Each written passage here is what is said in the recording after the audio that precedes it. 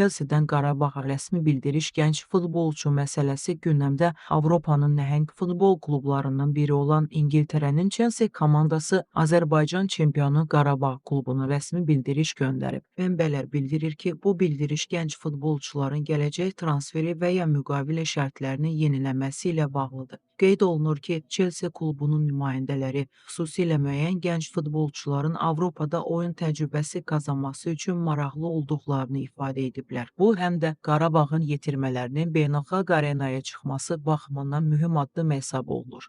Qarabağ rəhbərliyi və futbolçunun meneceri mövzu ilə bağlı hələ rəsmi açıqlama verməyib. Ancaq klub daxilində aparılan müzakirələr göstərir ki, bildiriş həm iqtisadi, həm də idman baxımından vacib məqamları əhatə edir. Əlavə olaraq qeyd olunur ki, bildirişin detalları yaxın günlərdə açıqlanacaq və bu prosesin nəticəsi həm Azərbaycan, həm də Avropa futbolunda diqqət mərkəzində olacaq. Bu hadisə həmçinin Azərbaycanın futbol akademiyalarının yetirmələrinin beynəlxalq səviyyədə tanınması üçün əhəmiyyətli nümunə sayıla bilər.